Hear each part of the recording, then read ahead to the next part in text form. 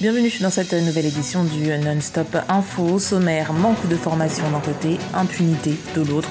Le gouvernement et l'opposition tentent de donner une explication aux conclusions de l'organisation Human Rights Watch en Guinée. Le rapport fait état de crimes commis par les forces de sécurité en mai et en juin 2015. L'heure est au dialogue entre les protagonistes de la crise au Sud-Soudan. Les représentants du président Salva Kiir et du chef rebelle Riek Machar sont réunis autour de la table des négociations à Addis Abeba, en Éthiopie. La Côte d'Ivoire réalise une saison particulièrement fructueuse en termes de récolte de coton. La saison 2014-2015 compte une production de 450 000 tonnes, soit une hausse de 11% par rapport à la saison précédente. Et justement, la Côte d'Ivoire célèbre le 55e anniversaire de son indépendance ce vendredi 7 août. Aux traditionnelles festivités s'ajoute cette année l'illumination de plusieurs monuments ou artères principales de la capitale économique Abidjan. Un concert sera également organisé avec des artistes tels que Singila, Mewe ou encore Espoir 2000. À noter que le président s'est adressé à la nation ce jeudi, un discours qui avait déjà des accents de campagne présidentielle. L'organisation non gouvernementale Human Rights Watch vient de publier un rapport sur la Guinée, une étude qu'elle a nommée Guinée, excès et crimes commis par les forces de sécurité. Les recherches portent sur le mois de mai et de juin 2015. L'ONG de défense des droits de l'homme fait état d'usage excessif de la force contre les militants de l'opposition.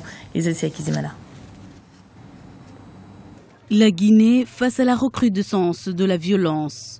L'organisation non gouvernementale Human Rights Watch vient de sortir les résultats de la recherche Guinée, excès et crimes commis par les forces de sécurité, un rapport qui fait état d'usage excessif de la force contre les militants de l'opposition.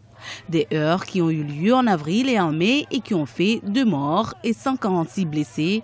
Des incidents que le gouvernement met sur le compte d'un manque de formation des policiers et des gendarmes. Le rapport, et on a trop souvent tendance à l'oublier, met également en lumière l'extrême violence des manifestants. Ils sont armés d'objets tranchants, de machettes, de barres de fer, de frondes avec des billes de fer qui causent d'énormes dégâts. Et donc, confronter des jeunes surexcités, conditionnés et extrêmement violents à des policiers pas suffisamment formés ou alors tout simplement pas formés du tout, donne ce cocktail explosif et ces violences qu'on enregistre, que nous regrettons tous et qui malheureusement pour le moment n'ont pas trouvé une solution définitive.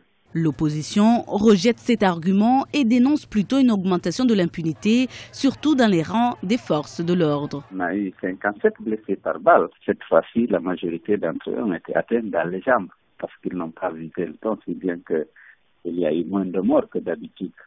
Mais ce n'est pas encore 2, on a eu au total 5 morts. Dont un à la baie qui a été bastonné par un policier jusqu'à ce que sa mort s'en suive. Le problème, ce n'est pas lié à la formation, le problème, c'est le résultat de l'impunité accordée aux agents de force de l'ordre.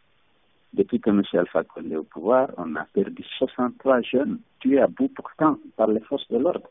Jamais une enquête n'a été ouverte. Pour réaliser ce rapport, Human Rights Watch a mené des enquêtes dans 6 quartiers de la banlieue de Conakry, la capitale. L'ONG a aussi visité et examiné les dossiers de 7 cliniques et hôpitaux qui ont soigné les blessés. Elle a également procédé à des entretiens avec 111 Guinéens de différents groupes ethniques et partis politiques victimes ou témoins des violences. On continue avec la Guinée justement et le président Alpha Condé qui est depuis jeudi au Sénégal et ce jusqu'à dimanche. Le dirigeant guinéen effectue cette visite de travail en compagnie du ministre des Affaires étrangères, de la Défense et de l'Énergie. Un voyage qui aura aussi pour but de consolider les liens diplomatiques entre les deux États. Des relations qui ont été éprouvées par le virus Ebola. Le Sénégal avait alors fermé ses frontières pendant l'épidémie qui a sévi entre 2014 et 2015. Et la Guinée avait menacé de suspendre l'exportation de fruits vers le Sénégal.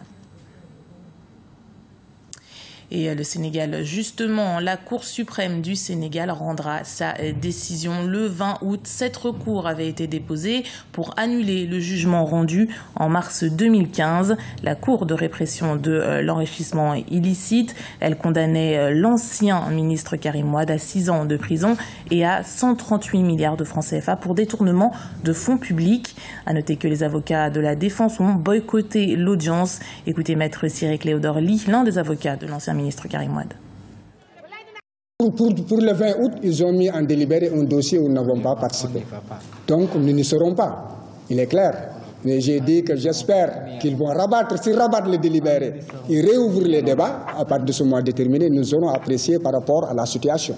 C'est le système judiciaire qui ne présente pas des gages sérieux permettant l'organisation d'un procès équitable. Nous n'en avons rien contre le conseiller Bal. C'est un promotionnaire, un magistrat vertueux et tout, mais à un moment donné, la confusion de casquettes qui a fait de lui un conseiller juridique politique à la place d'un conseiller juridique aboutit à cette situation. Donc il appartenait à la Cour de savoir que ce même magistrat, c'est le magistrat qui doit siéger, a eu à émettre une opinion dans le sens effectivement d'une présomption de culpabilité. Donc il ne pouvait pas présenter des gages d'impartialité. Reprise ce jeudi 6 août des négociations à Addis Abeba en Éthiopie entre le président du Soudan du Sud, Salva Kiir, et le chef rebelle Riek Machar. Les délégations des deux camps ont jusqu'au 13 août pour arriver à un compromis afin de procéder à une signature d'un accord de paix d'ici le 17 août. Les négociations sont toujours dirigées par l'IGAD, l'autorité intergouvernementale est-africaine. Liseltia Kizimana. Le Soudan du Sud renoue avec le dialogue. Les représentants du président Salva Kiir et du chef rebelle Riek Machar retrouve la table des négociations depuis ce jeudi 6 août 2015 à Addis Abeba en Éthiopie. Objectif, arriver à un accord de paix et mettre fin à la crise politique que traverse le pays. Les enjeux de cette négociation sont bien entendu et d'abord un enjeu de pouvoir. Il s'agirait donc, encore une fois, de chercher quelles sont les voies et moyens par lesquels d'abord on peut obtenir un cessez-le-feu, puis trouver le moyen le plus adéquat pour qu'une solution négociée soit trouvée pour celui qui gouvernera ce pays dans les prochaines années. En fait, il s'agit d'une crise qui a éclaté donc entre deux hommes rivaux, dont l'un est président, l'autre était vice-président, et ils sont arrivés donc à un conflit d'abord politique. Alors il a sans doute une connotation ethnique, mais enfin d'abord politique, et donc c'est toujours très facile de donner une explication ethnique à un problème politique. Ces négociations dirigées toujours par l'IGAD, l'organisation intergouvernementale est-africaine, se déroulent pour la 8e fois. Cette fois-ci, les délégations ont jusqu'au 11 août pour arriver à un compromis. Aujourd'hui, la situation est différente. C'est-à-dire que nous avons d'une part le Conseil de sécurité des Nations Unies qui lui donne un ultimatum et l'IGAD, elle, qui donne 11 jours. L'ultimatum des Nations Unies consiste à dire trouver une solution, sinon nous allons procéder à des sanctions ciblées, gel des avoirs, refus des visas, etc. Et puis de l'autre côté, l'IGAD qui donne 11 jours pour éventuellement une signature le 11 août et probablement paraphée par les deux chefs de guerre. Les deux parties ont déjà signé puis violé cet accord de cessez-le-feu. Les négociations entre le camp gouvernemental et celui de Riek Machar butent sur un accord de partage de pouvoir. Le peuple du Soudan du Sud espère que ces négociations seront les dernières. Elles devraient arriver à un accord de paix qui serait signé le 17 août 2015. Retour en Côte d'Ivoire qui a enregistré une production de coton record estimée à 450 000 tonnes au terme de la saison 2014-2015, une hausse de 11% par rapport à la saison précédente, même si la productivité à l'hectare est, elle, en baisse. Il faut dire que les conditions météorologiques ont été favorables et l'augmentation du nombre d'agriculteurs a également été d'un grand secours. Deogracias Podo. Troisième producteur de coton en Afrique de l'Ouest, la Côte d'Ivoire vient d'enregistrer une production record au terme de la saison 2014-2015. 450 000 tonnes selon les estimations, contre 405 000 entre 2013 et 2014. Cette performance serait la résultante d'un concours de facteurs favorables. Il s'agit notamment des bonnes conditions météorologiques des 12 derniers mois, de l'augmentation du nombre d'agriculteurs dans le secteur et aussi des multiples plans élaborés par les autorités dans le but de booster la production. Ces 2 dernières années, les conditions étaient très favorables. Les pluies ont été vraiment bien réparties et aussi avec les subventions qui ont dû être apportées par l'État de Côte d'Ivoire sur les engrais et sur les prix dans les années qui sont arrivées. Cette année, nous sommes en train de travailler. Nous pensons, même si nous n'avions pas dépassé la production dans la campagne dernière, nous pourrons être dans la même mesure que cette campagne. En ce qui concerne la saison 2014-2015, plus de 100 000 agriculteurs ont été mis à contribution pour plus de 400 000 hectares de surface exploitée. 710 000 tonnes de production pour le Burkina Faso et 552 000 tonnes pour le Mali. Les acteurs ivoiriens se veulent optimistes. Il s'agit désormais de relever certains défis parmi lesquels l'augmentation de la productivité à l'hectare.